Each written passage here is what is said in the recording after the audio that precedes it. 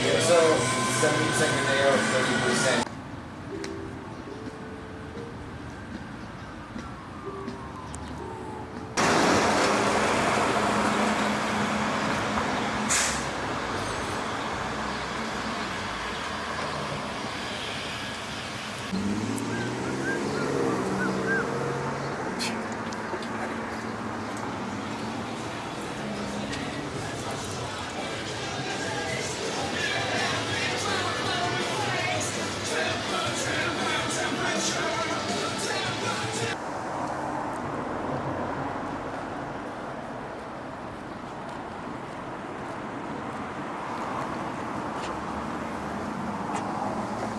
Yo, what's up, bro?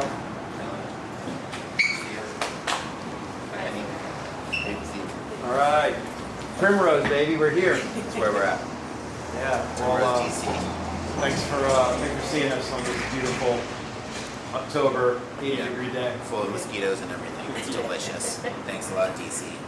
Cool, man. Well, let's sit down and have a chat. Let's do it. I'm gonna bring wine. Okay.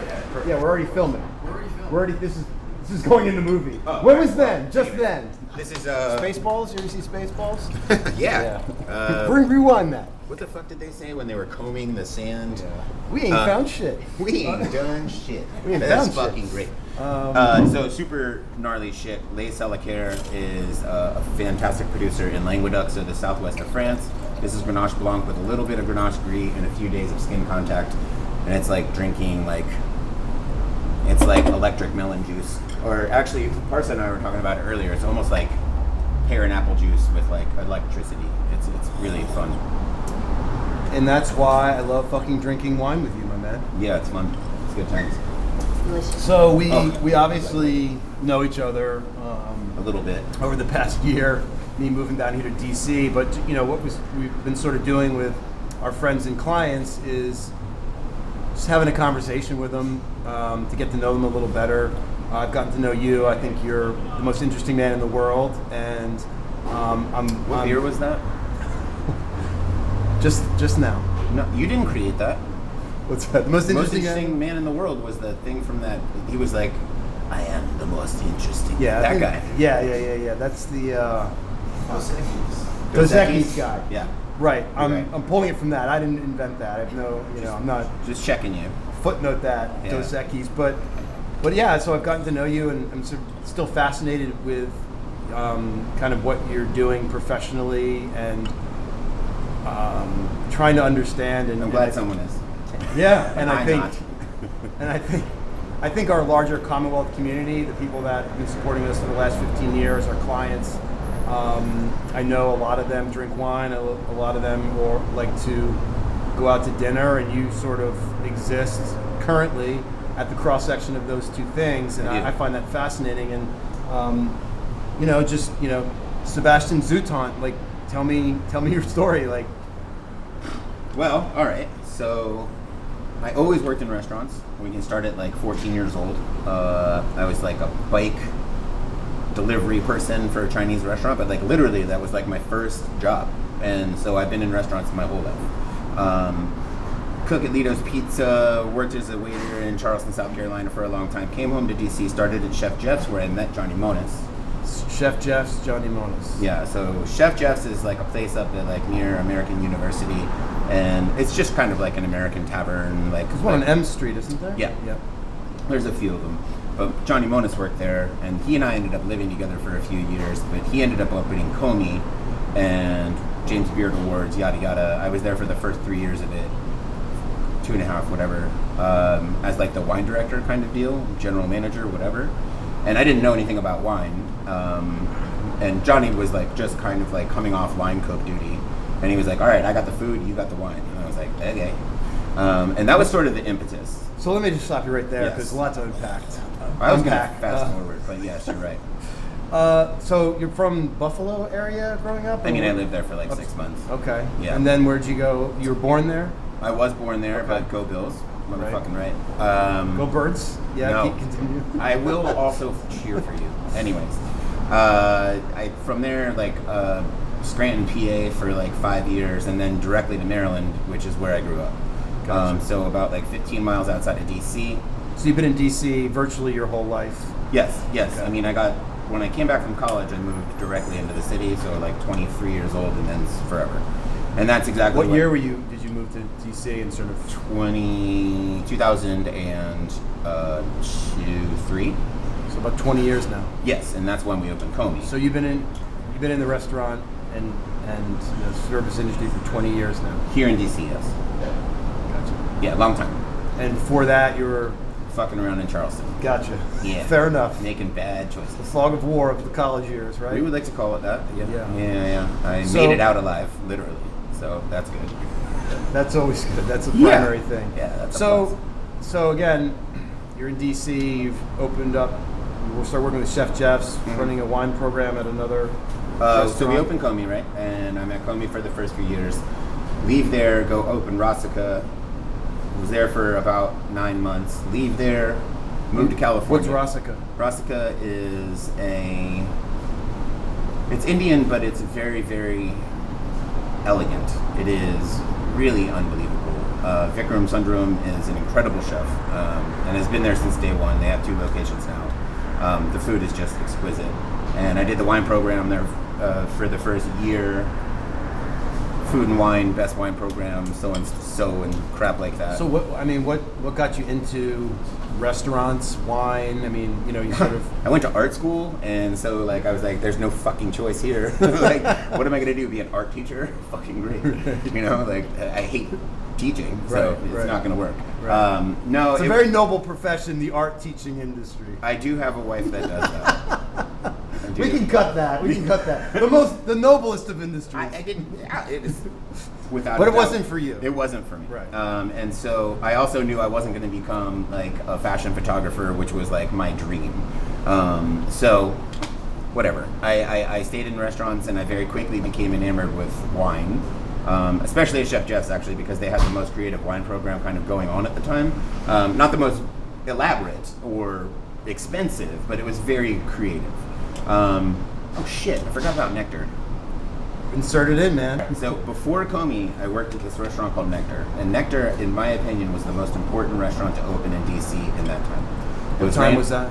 Like 2003, like it literally, yeah. So Jameson Blankenship, who is still to this day a very, very, very close friend of mine, and Jared Slip, who was the wine director, were intrinsic on my growth. They were way before anybody doing like, Gruner Veltliner. You ever heard of it? Anyways, like most people at this point have heard of it. Sorry, Craig.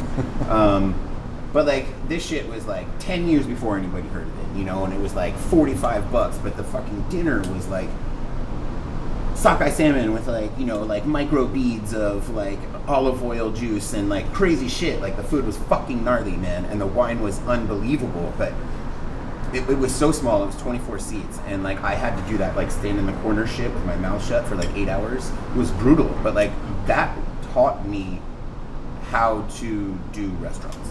It was like going to fucking boot camp. You like, still haven't watched The Bear, have you? Oh, of course I have. Okay, well, That first season right. of The Bear made me not watch the second one.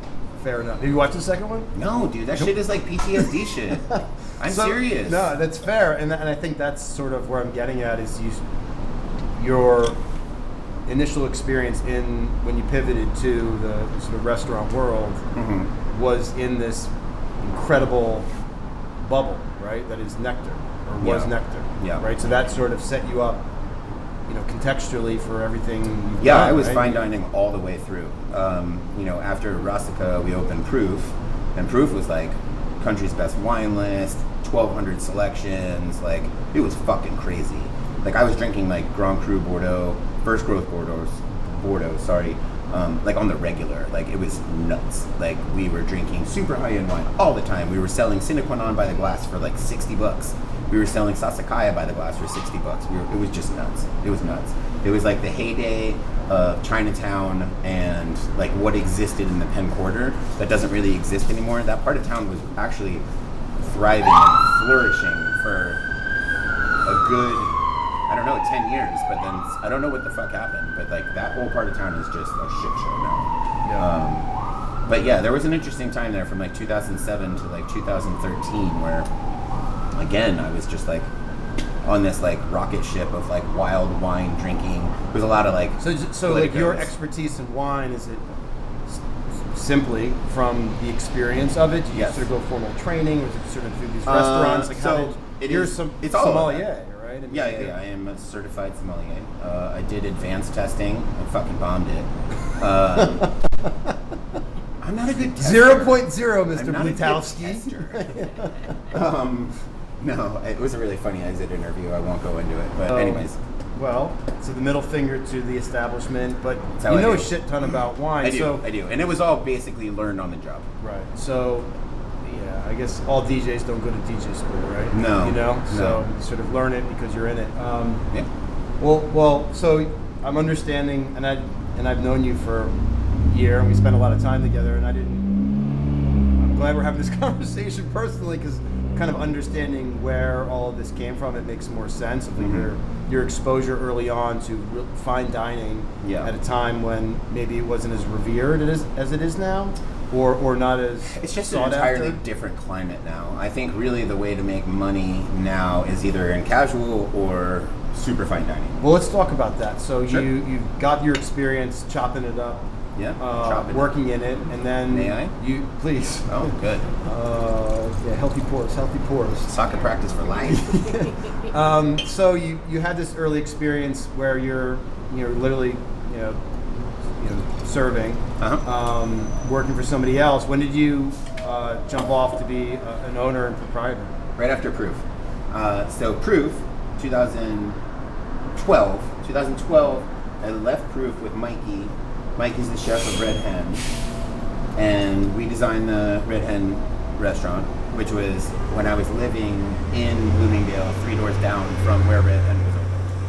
So it always has been this amazing space, and I'll leave that part out. But it was owned by an interesting. So that was your character. pivot into Ownership. ownership. Had an experience, maybe it wasn't the right fit for you, and then you sort of pivoted, for lack of a better word, out of Red Hen Yeah. into what was next. Primrose. Yeah. And this is where we're sitting right now, right? My baby. Tell me about Primrose, man. I've had many a night here over the last year. I love it. I always look forward to it. And tell me a little bit about it. This is where we montage to the Be Real stuff, but tell me Already? about all this shit, man. Like Let's see. So, started in 2017, opened on my birthday, my 40th birthday, which is crazy. So my birthday's been kind of fucked ever since. Only because I don't have my birthday. The restaurant has its birthday. Right. And no good in a double birthday. But anyways, I celebrated another day. this is I'm not bitter. I'm not bitter. You're bitter. So, anyways, we open.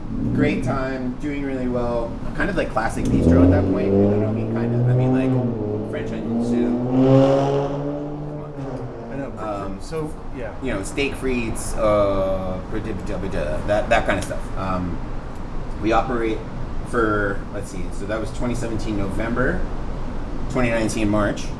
COVID happens. So we're open for a year and a half, basically, right? Is that right? Right math? Or is that bad math? We don't do math here, man. Cool, we me do neither. fabrics. So at the time, by the way, and I'm not trying to talk shit about people, but we were filled with a bunch of poisonous people. So COVID happened. We were sort of... Didn't have the right staff. We didn't have the right stuff. So COVID happens. We shut down. I drank myself into a hole for 3 or 4 days. A friend of mine calls me. He's like, "What the fuck are you doing, man?" He's like, "You got to get open and just at least try to do something because you're just gonna I mean, drink those are yourself." end of day times. Big right? time, I mean, big time. it was we're in the clothing industry and no one's going to work. Yeah. No one's fucking dressing up. Right. People are in their underwear watching, Netflix, and that was, you got to reinvent yourself. It's like the phoenix, it's burned to the ground. And Which is exactly what we did. And I'm like, fuck. I'm gonna call it Larry's Chicken and Cheese. And we open as Larry's fried chicken, cheesesteaks, cheeseburgers, and chicken wings. Buffalo represent. And we did great. We did great. I will say one of the darkest days of my life happened there when this dude, I thought about this when I was peeing earlier today. I was like, what am I gonna tell them? I lost my shit in front of my staff. They'll never forget this. And they still have not forgotten this. So This dude came back. We were just like 8:30. We just gotten hustled on a bunch of to-go food, and it's literally me, my boy Ronnie, who works behind the bar. He's doing fine, folks, and like Antonio in the kitchen. We've got skate fucking videos on, punk rock blaring. This is pandemic, Larry's chicken. Full pandemic, right? This guy comes back. We're closed. We just got our ass handed to us, and he goes, "Your menu said there was onions on your burger, and there's not onions on my burger. You need to do better." And I was like, "What?" I was like, "You know that like." I'm sort of like breaking the law doing what I'm doing just to give you a fucking burger. And he's like, nah, man, do better. And I lost my shit. I fucking took a stool and I picked it up and I slammed it on the table and I broke the fucking table and I screamed, fuck you, at the top of my lungs. Customer service. Customer service. You have your hand in your own winemaking business, correct? I do. Lightwell Survey. Lightwell Survey, yeah. We've got. Tell me about Lightwell Survey. So, first vintage, 2015. We made 250 cases. It started off with me and my friend Ben, and where's it located? It's right outside of Charlottesville. So Charlottesville is about 2.5 hours southwest of here, Central Virginia, right in the Shenandoah Valley, which is like hyper high quality winemaking region. If you don't know, now you know. You heard it here. You heard it here. All right, so Lightwell Survey, 2015. Sorry, 2015, started with 250 cases. Me and my friend Ben, and then my brother was like, that sounds cool, let me get involved. And I was like, cool, now you're involved. And so since then, it's been me, my brother, and Ben, and we have pumped up to about 1,350 cases, so 1,350 cases, which is fairly substantial.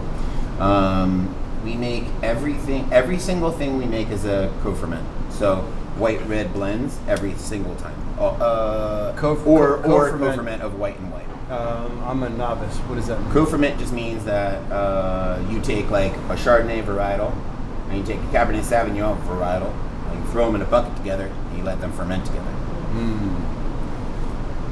That sounds like, you know, it's a lot chopping of it up, man. Chopping that shit up. It's a lot of chopping up. That's what Ben's good at. You're blending it, man. It's like remixing that shit. When I met Ben, the first thing that he said to me was that he studied at Anthill Farms, and they are my favorite Pinot Noir producer of all time. And Anthill Farms? Yeah, Sonoma, California, where I work to make wine. Whoa. Time out. Yes. Let's cut to that. Yes. Let's cut to that. Sonoma. So that was in 2006, right before Proof. And the only reason why, my ex-wife also, but... Yeah. Hey, look, everyone's been married at least once. At least once, you dog. know? I'm trying to go for that 6. Just kidding, Heather, I love you. Anyways, so 2006, I moved to California. Literally like a boy with a backpack, didn't know nobody. Like threw my shit in the back of a truck that didn't know this person, and like moved to Sonoma and made wine with Greg LaFollette. It was a crazy experience, man. I was living with This is pre-Proof. This was just before Proof, and then Mark, who owned Proof, contacted me in California and was like, yo, you need to move back and open Proof. That's great, because I just flunked my fucking exam, and I'm ready to go home. I'm a fucking idiot. Right. Making wine was the most difficult thing I'd ever done, because this shit was vicious. Tell me about the labels, because I know your artwork has been something that I've... John DiNapoli. Yeah. So John DiNapoli is our label. What's his name? John DiNapoli. Okay. JNDP. He is awesome. He lives in Boston with his lovely wife named Sally. And he's a dear friend of mine, and I've known him for a long, long time. And he is an incredible architect, but more important for us, he's an incredible artist. Right. Super thoughtful, and incredibly talented. He and I kind of come up with the labels together, like what they're going to be. Right. And then... So we cut to some labels, Marcel. Cut to a label. There's a lot of post-production in this thing, man. That's in this episode. Yeah. www.lightwellsurvey.com. Lightwell Survey. Novel. Yeah, it's Bukowski. Sleeping in my car. All right, so Lightwell Survey, we got it. So Primrose is humming. You got Lightwell Survey in here. You have the winery down there in the Shenandoah, but you're not done. You're still evolving. I have what's the next? The next chapter for? Oh, Craig, you're so cheeky. Sebastian Zutant. He's doing this for the camera, folks. I am stiff pour. Yeah. Let's start on your side.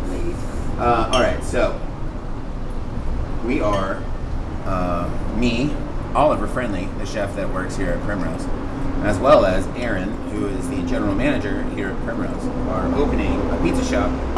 Hold on 1 second. Yes.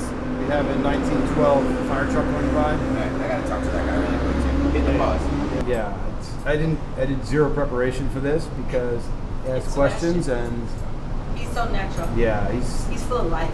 it's interesting though, like understanding what drives people and Can you ask why. that? What's that? Can you like actually ask that so I can hear him say it? Yeah, Because yeah. I feel like we can see it, but then Right. what is it though? Okay, fair enough. I think because I Yeah. would love to know. Yeah. Sorry. You're a great question about that. All right. So we are talking about your next endeavor, my friend. Yeah. Parachute pizza. Parachute pizza. We chef. Great name. Thank you. I came up with it. That's what I'm really good at. Like honestly, like I've got like a few superpowers. One of which, like I think that I write a really good wine list.